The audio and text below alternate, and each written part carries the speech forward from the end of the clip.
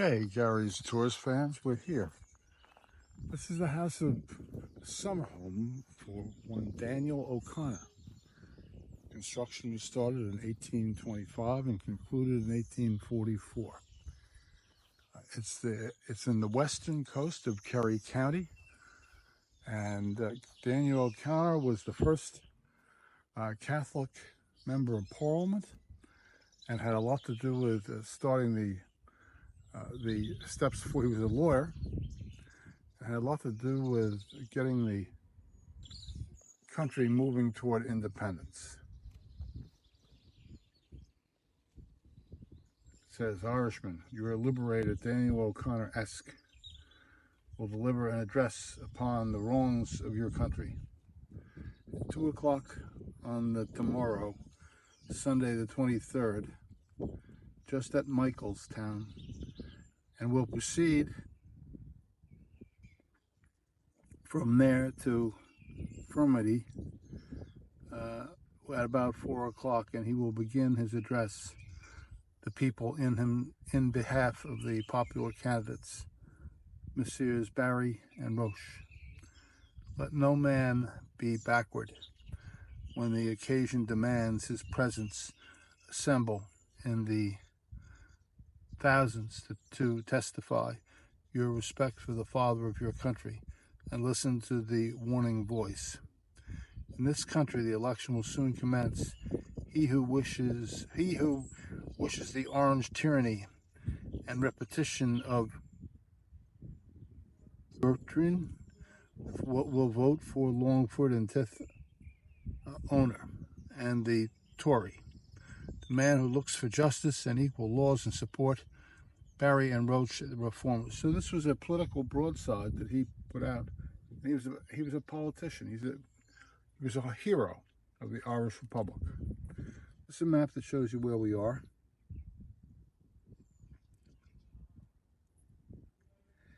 And Derrymore was a special place for Daniel O'Connor, the liberator and father of Irish independence movement. His campaigning pushed through the Catholic Emancipation Act of 1829, which allowed Catholics like himself to take their seats in the British Parliament. He also even proposed as a first king of Belgium.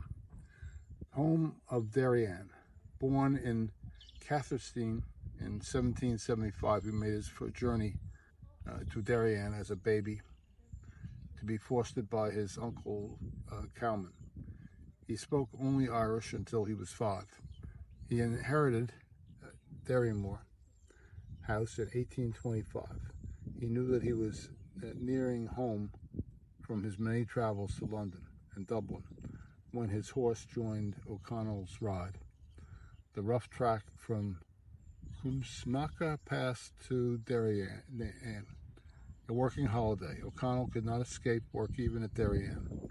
A servant carrying a mailbag of important papers would seek him out when hunting in the hills.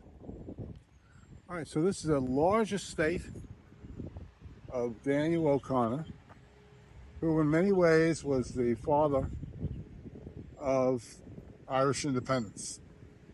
I'm particularly interested here for the flowers that may exist, because I've been told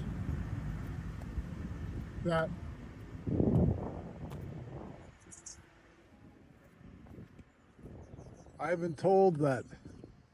they have literally tropical flowers here. And they have tropical flowers because we are so close to the Gulf Stream that flowers that would grow in the subtropics are able to grow here. Welcome to Derryanane. It's a National Historic Park.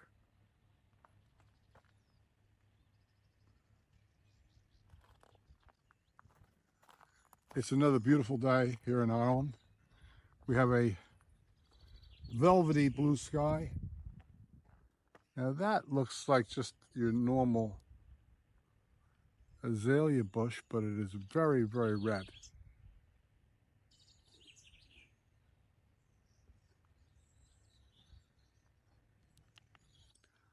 I've just now shifted this camera to 4K, 60 frames per second, to catch the true beauty of this place.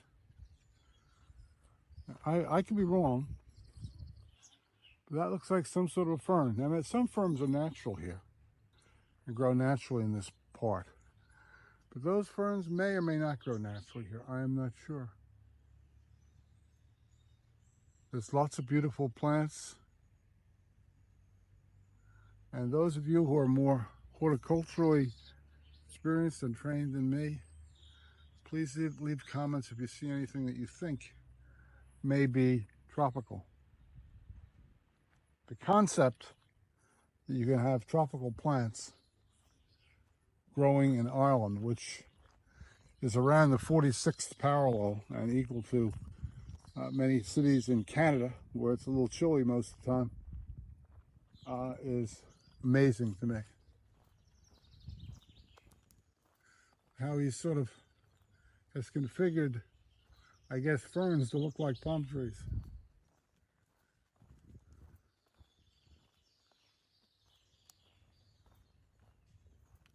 This is an OPW site, and remember, I've told you the best discount card you can get is an OPW discount card.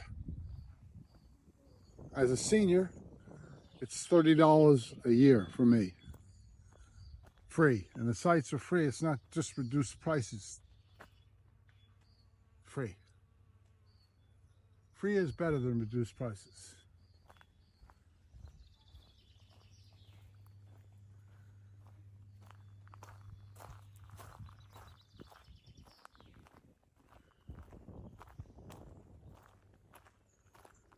It says the house is this way and reception is this way. I want to go and show them my OPW card. Now, I think that's the house. I believe this is a little chapel that he added on. Let's see what's open. These appear to be, I'm not sure what kind of bush these are, what kind of leaves those are. I was going to say holly, but I would have been wrong, I think.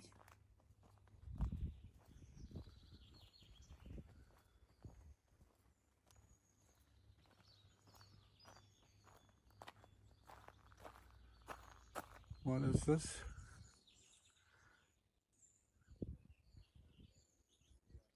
Dilbata Glossosser. It's a plant they're trying to grow here. Gardens are that way, which is supposed to be spectacular and beautiful. I am going to check in and buy my ticket if necessary. I'll be back to you soon. Okay, Gary's Tours fans. We just had a little coffee break and had a bathroom break. The toilets, and as you know, in Europe, when you're looking for a toilet, you should say toilet, not restroom or bathroom. They'll get confused and think that you want to take a bath or you want to put your head down and go to sleep. They have unisex toilets here. They have unisex toilets in many places in Paris and London. I know in Harrods they have unisex toilets, but the doors close fully to the ground. And those unisex toilets, they even have a little sink. You can wash up. It has a regular toilet. And I've never understood, because in most homes, women use the same toilet that men do. I've never understood why there's a difference and why they insist on it. What I'd like to do first, before we look at the home, I'd like to look at the gardens. That's what I really came here for.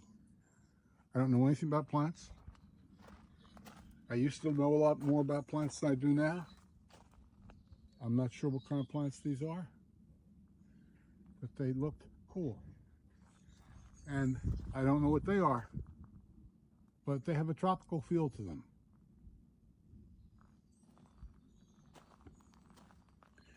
Some places label the plants. They don't label them a lot here.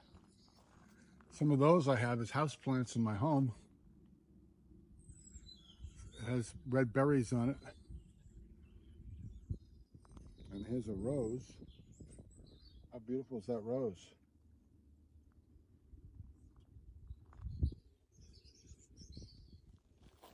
Well, let's go walking down into the garden and see what kind of plants we see.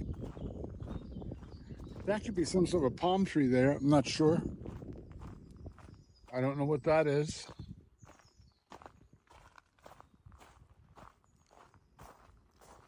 Looks like some sort of a rhododendron. Looks like they have lights. This place may be open at night. Very interesting plants here.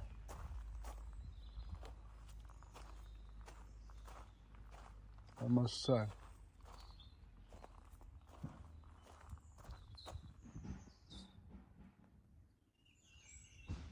Very beautiful, very green, as my YouTube acquaintances say about Ireland. Very green indeed. I'm just glad we have good weather. Yesterday it rained. I didn't do any videos at all. I feel guilt about that. There's some regular ivy that I know will survive in colder weather. I don't know what those flowers are. This looks like one of those little areas where you can get water. It's not holy water, it's not blessed water, but it's water. Maybe not today. And they say if you're a traveler and you bring back a bag of water from a special well, and there are a number of them in Ireland, you will be safe in all your journeys, and you'll always come back to Ireland. Here's another bush. It's some sort of a rose, I would say. I am not sure. Don't know what kind of flower it is, but it's beautiful.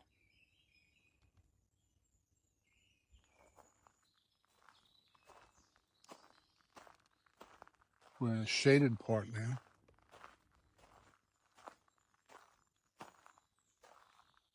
Here's some more plants of probably the same type, but a different color. Absolutely beautiful flower.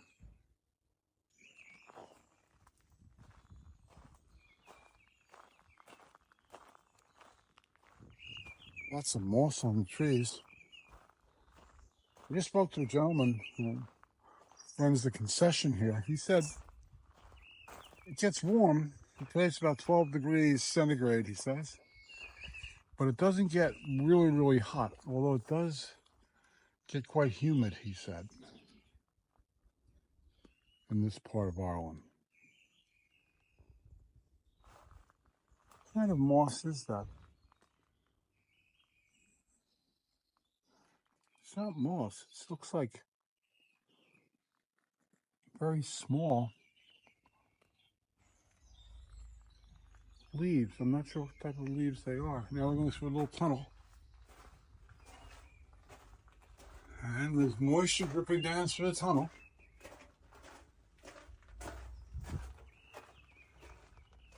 And out into another part of this beautiful garden.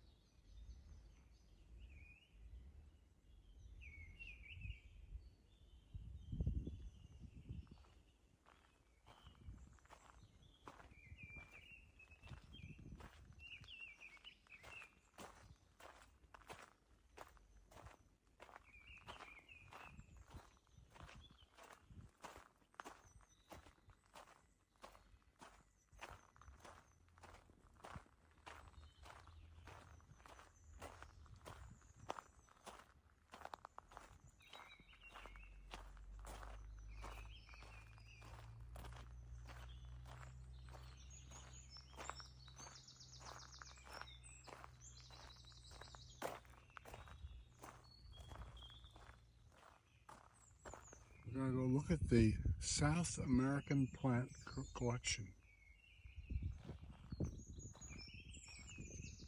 I guess these could be South American plants.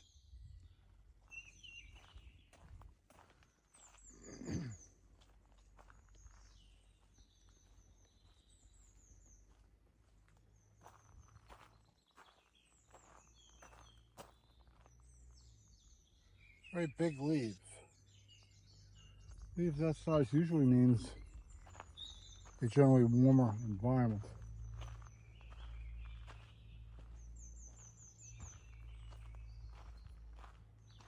You can probably pick up my feet walking on the pavement with a gravel.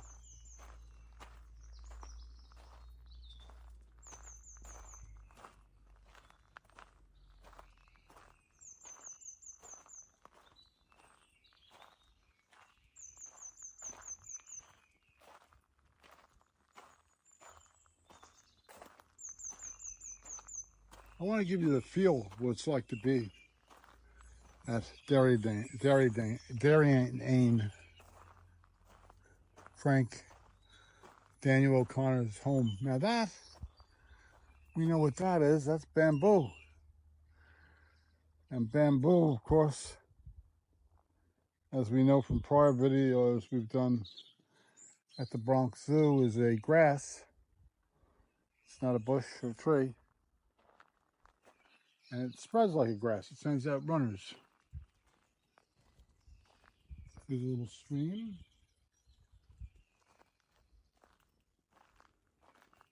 How nice is that? A little brook going through. And the large fern in a pot sitting in the middle of the stream.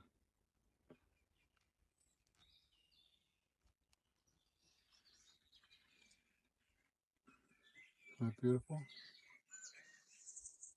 Very nicely done. Very nicely landscaped.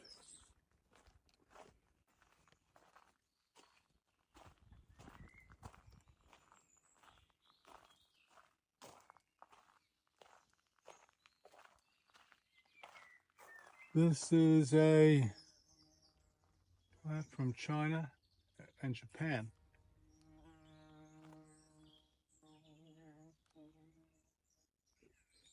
Hasn't really blossomed or bloomed much yet.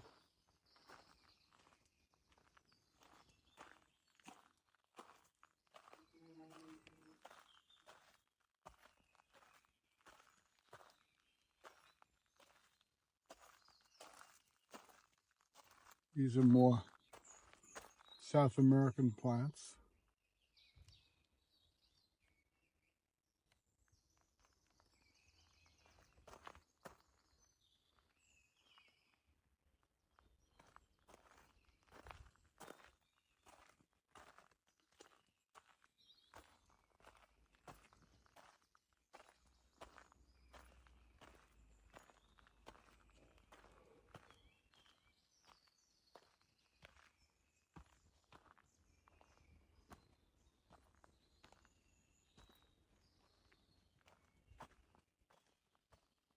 These are very unusual too. I've never seen anything like that.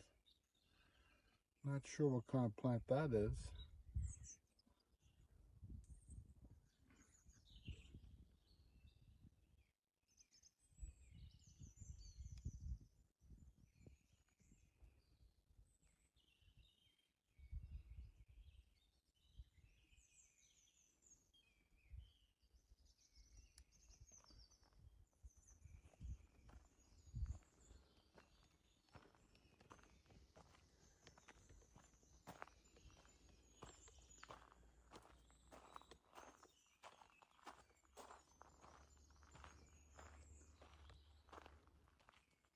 A bench.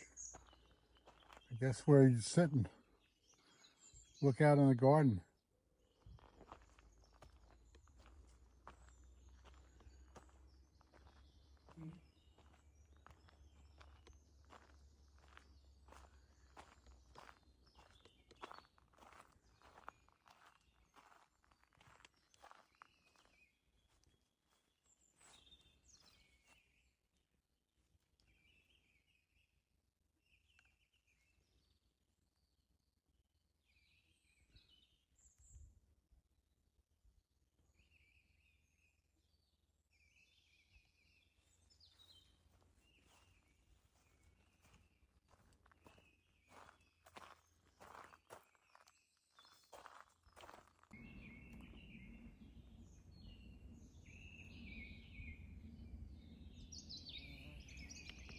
Once again, this video is brought to you by Gary's Tours.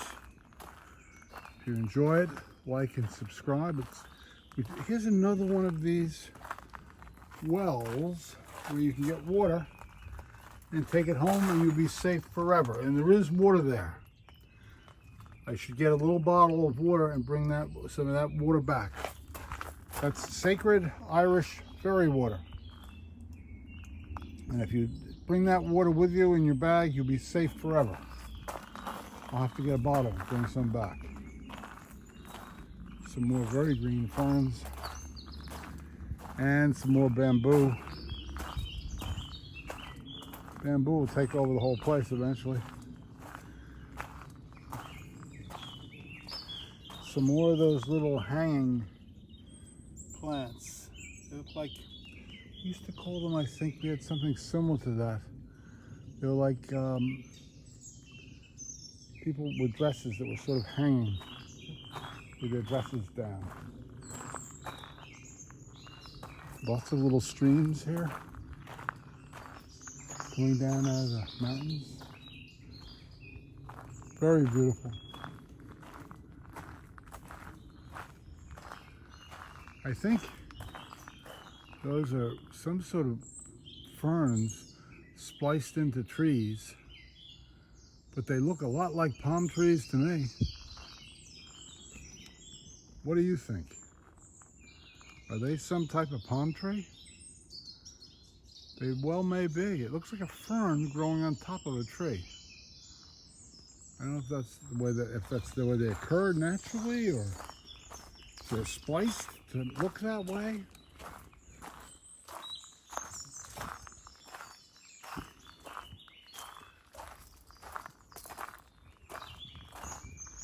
And I suspect that many times during the course of the year, the type of plants and flowers that you can see here vary. He was trying to give the illusion, I think, of palm trees. I want to inspect that a little more closely. Is that actually a palm tree? You know, the way they're cut off, you notice on the bark going down. Let's see if we can get a better shot with more light. That's the way palm trees look. They cut off the leaves as they die. They work their way up. This well may be a variety of some palm tree that's growing here in Ireland on the 48th, not parallel. I forget what the term is.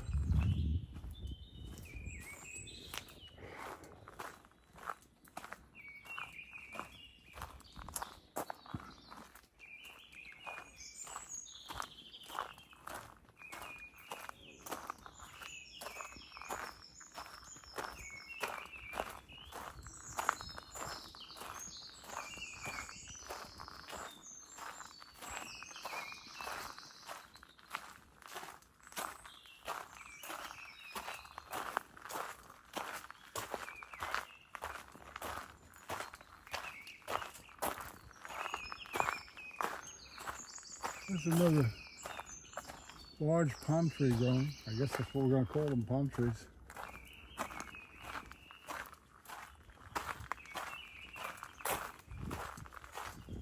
I'm not sure what this building is, but we'll find out. It looks quite old, from the way the brickwork looks, at least. Well, there is cement holding it together.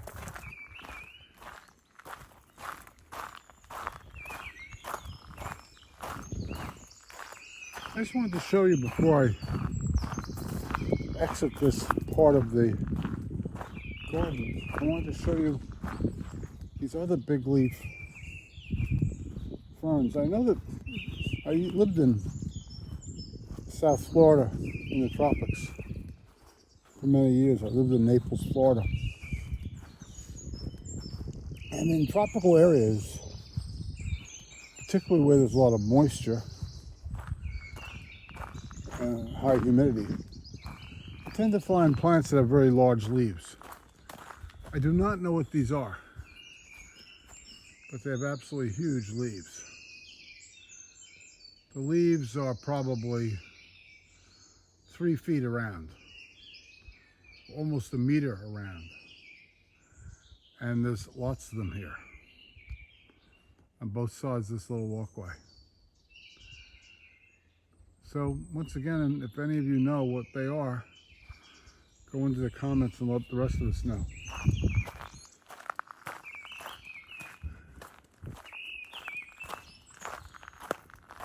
And I think it might be time now to retrace our steps and go back and look at the inside of the house. Thank you for joining us on this part of the tour of Derryanane, the Daniel O'Connor summer home. Thank you, and remember to like and subscribe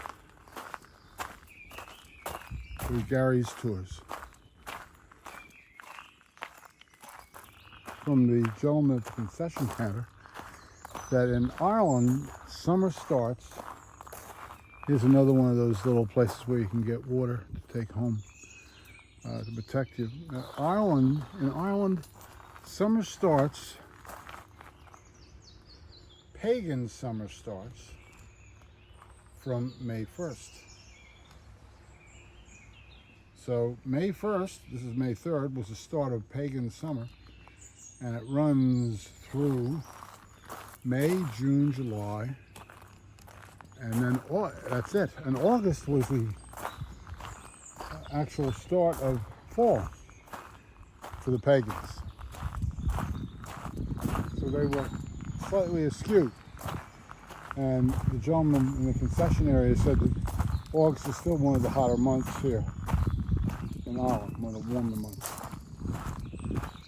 Let's see what else can be seen at Derryanane. Oh, ferry path. We will have to take the ferry path later on. That's where we get ferry water, I bet. I keep telling my viewers that if you have an OPW, the only pass to get in Ireland is the OPW pass. That's right. Because it's free almost everywhere. That's right. Is it free here? Yes, it is. So if you have an OPW pass, and like I have the senior version, which is only 30 euros That's right. for a year, Yes. I can get in for free. You can get in for free. You have unlimited access to every OPW site in Ireland for free for 1 year with your OPW pass. And they have the heritage sites, which I think is only about 270 or something like that. But in reality, OPW is connected to more than 700 or 800 sites. Is that correct? Right. And we have a Thank lovely you. brochure here that tells you every site that you're able to get into with your card. But this doesn't have all the sites. It does. That's the new updated Oh, it version has for all the 24, sites? and it has all the sites. All 1,000 sites are in here? All the sites that you will meet. I someone think like they me make a on it distinction too. between the heritage sites Because some sites don't and have, the other sites. That's right, yeah, they do. Some sites don't have a reception like this. Right. They're looked after by the OPW, Right. but there is nowhere for you to sign in per se. Like, what's the place in Killarney National Park, the big home there, the house? Ross Castle. Ross Castle. No, not Ross Castle. That's an OPW site. In Mucker's house. Mucker's House. Mucker's House is technically an OPW site as well. No. They say it's not. It's a different contract or something. Yes. But they let me in for free with an OPW card. Is that right? Yes, it is. They're still under the OPW, but they have a different contract of some sort. Yeah, it's a little bit different to that. The Mucker's house itself is Yes. looked after by one organisation. Yes. The farms, Mucker's farms, It's a traditional different. farms, I couldn't get in there for free. is different, yes.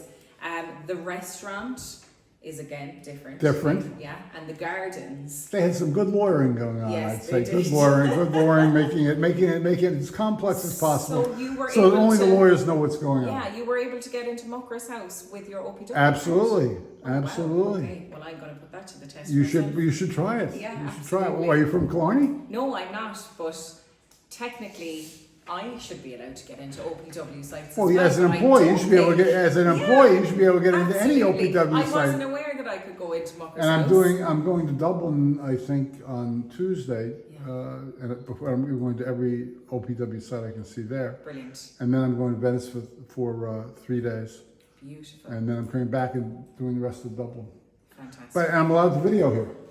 Yes, you are allowed to video here. Excellent. Absolutely. Excellent. You can do that. So it's a self-guiding tour around good. the house, okay? So Is this it? Explain it to me. This is your information here. So we have one room on the ground floor and 3 more upstairs. Right. So at the moment, this house is free for everybody because there is some conservation work taking place. On the second floor here. Well, actually, it's on the ground floor at the moment, but it will be moving through the house as the Very summer good. goes on. But we will keep the majority of the house open to the public as best we can, and that's why we've wonderful. decided to waive the fee. We do have a Do 20-minute you know documentary. the story of I saw little fairy type dwellings out there, and most were dry, but one had water in it. Yes. You know the story of the fairy water? So there is a well. There's a little wishing well here as well. So the whole idea behind the story of the fairies is because in Daniel O'Connell's times in the 1800s, which is not that long ago really, people of Ireland still very much believed in the mystical side of things. I believe in fairies. From the Druids. It wasn't just Christianity. It was Christianity alongside with our Druid belief as well. And a lot of people would have believed in the fairies, and that all children in Ireland were under the age of 12 were dressed as females, because they believed that the fairies would take the young boys and replace them with a fairy called a changeling that was sent to disrupt your family. So when you go into the first room here, you'll see in the portrait of Mary O'Connell that she has a little baby on her knee, and that baby is dressed in female clothing, but it is actually the youngest son, Daniel O'Connell.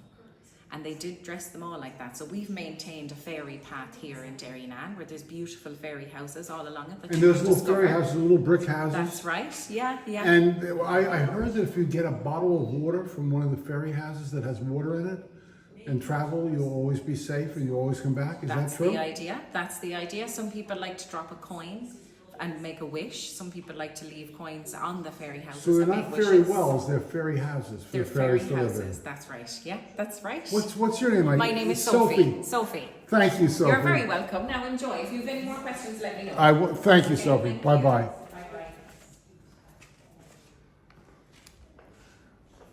We have to get some fairy water to protect us, I'd say. Let's see what we have here. This is the entrance. Oh, this was the main entrance hall. And the Derryanane house was built in 1702 by Daniel O'Connell's grandfather and enlarged into a 3-story farmhouse in the mid-18th century. It would have been one of the most substantial houses in the area when Daniel O'Connell inherited the Derryanane estate following the death of his uncle in 1825. Very nice. So you heard they're doing some repairs here and some restoration work. But they do allow us to video here, which is nice. This is a dining room table for a group of 12 people. I guess Daniel O'Connell would entertain 12 people at a time. I like the chafing dishes for the food that we brought out to them. The servants would bring out food and serve them the hot food from the chafing dishes. Often in the days of the 18th century, they had kitchens that were separate from the main house because often the kitchens burned up because there was so much cooking and fire going on, and also grease fires occurred routinely. So because of that, they would have usually a separate building for the kitchen. So now we learned from Sophie, that is a baby picture of Daniel O'Connor dressed as a girl. And you had to hide the boys from the girl, from the fairies, because the fairies would come and take the boys away. It sounds a little like a Disney cartoon I remember, where all the boys ran away. There was a pirate involved.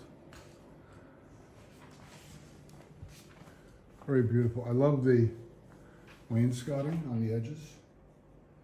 You can call them chair protection if you wish. I think it's called wainscoting. I love the green. Green was one of the colors that was available to them in the 18th century when this house was built.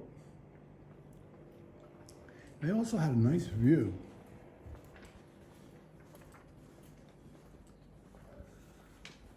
This was all his property. All this property was his. There's scaffolding up there. It was a farm. It was a working farm. What a great place. And it's because of Daniel O'Connor that the Irish independence movement actually started. He started that movement in the mid-19th century. Let's go upstairs and see what's going on upstairs.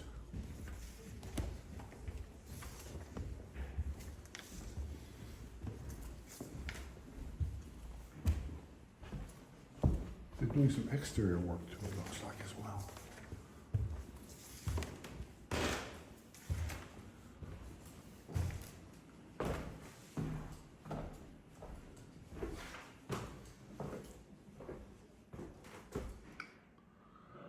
This is the Morgan O'Connell's sword. In 1819, Daniel O'Connell's son Morgan joined an Irish Legion, which was to support Simon Bolivar's liberation of South America from Spain. Morgan later joined the Australian Army as a cadet in the 4th Regiment of the Light Cavalry.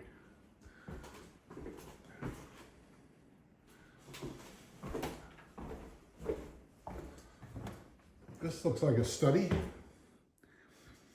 library. They call it the library. The O'Connells were an educated, well-read family, steeped in Gaelic and European culture. Daniel O'Connell's grandmother, Marie Née Dua, was a famous poet, and his aunt, Eden Dua, Née Shoami, composed one of the most important poems in the Irish language. I'm not going to read it. It's called The Lament of Art O'Leary. The O'Connells extended their network of relatives to the armies of France and Australia. But they also kept up to date on cultural events and developments in continental Europe.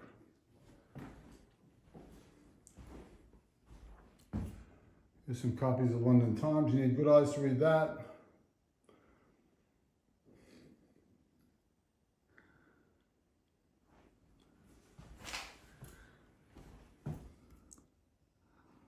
This is a blunderbuss musket. Sort of filled with everything. Fire muzzle loader. This is a small writing desk. I don't know who that is. I suspect it's one of the O'Connells. Here's a picture of it. We'll see who this says it is. That's Daniel O'Connell. That's what he looks like. He was an attorney, of course. They're the best people to do anything.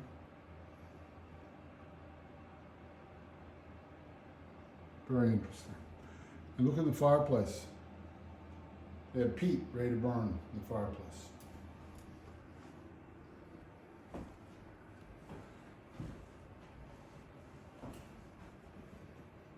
There's another bust, Daniel O'Connell. So we can get a good picture of that for you.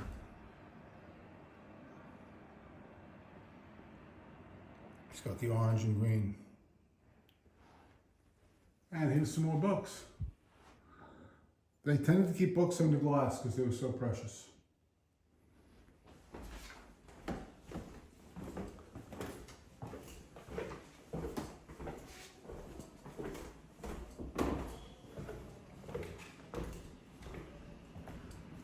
This is probably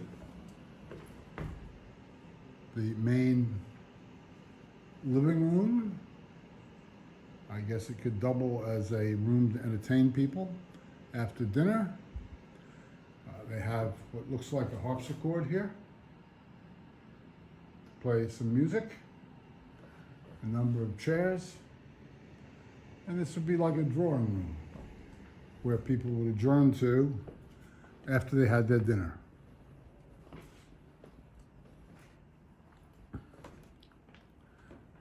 Once again, it looks like they're burning peat in the fireplace.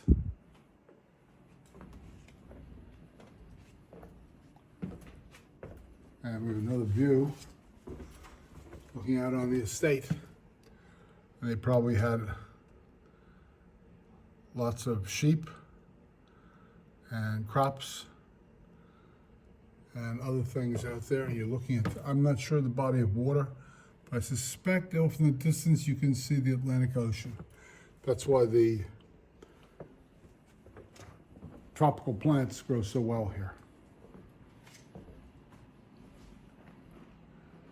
Growing up in my house, we had chairs just like that. And this was a table, and it looks like it splits down the middle to put in extensions to make it larger. And this looks like a harpsichord. I would say it's a harpsichord, but I could be wrong. The strings are going sideways. I don't think it's a piano. Let's see what's it called. Presented by Daniel O'Connell, the liberator to this convent shortly after bringing the nuns here in 1840. 1840, it may have been a piano or a harpsichord, I'm not sure which.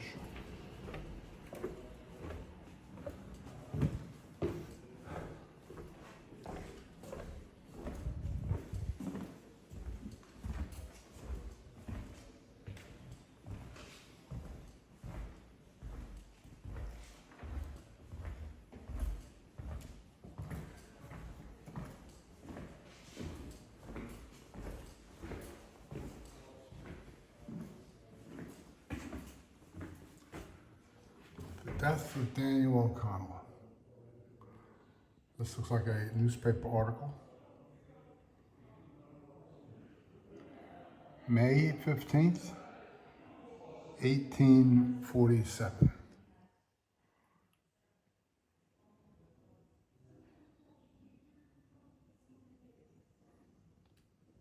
He was truly a hero.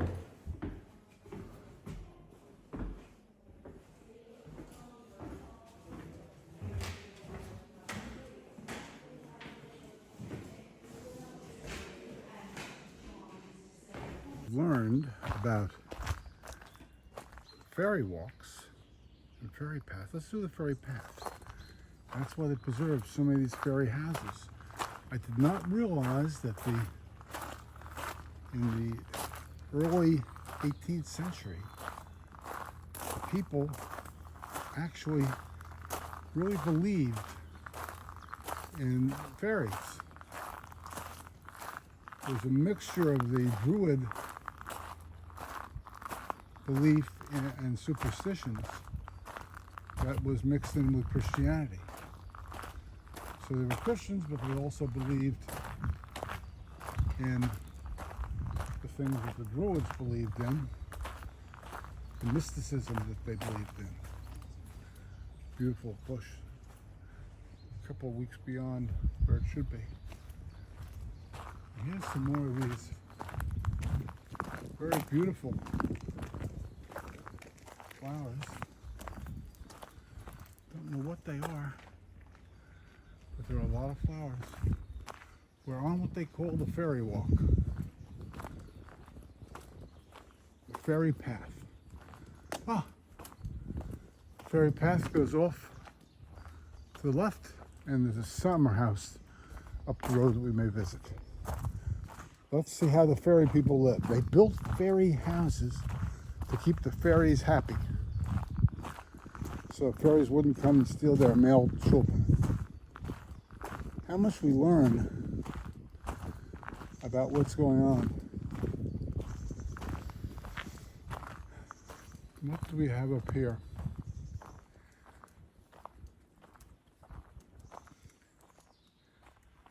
Have a little house. I don't know if that's a ferry house.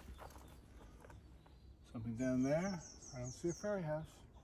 But we'll see. That might be a ferry house. Don't know.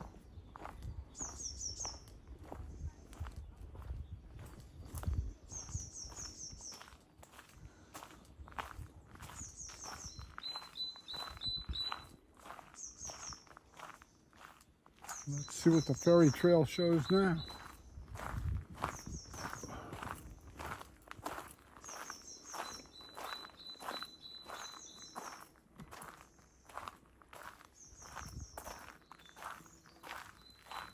Ringfort.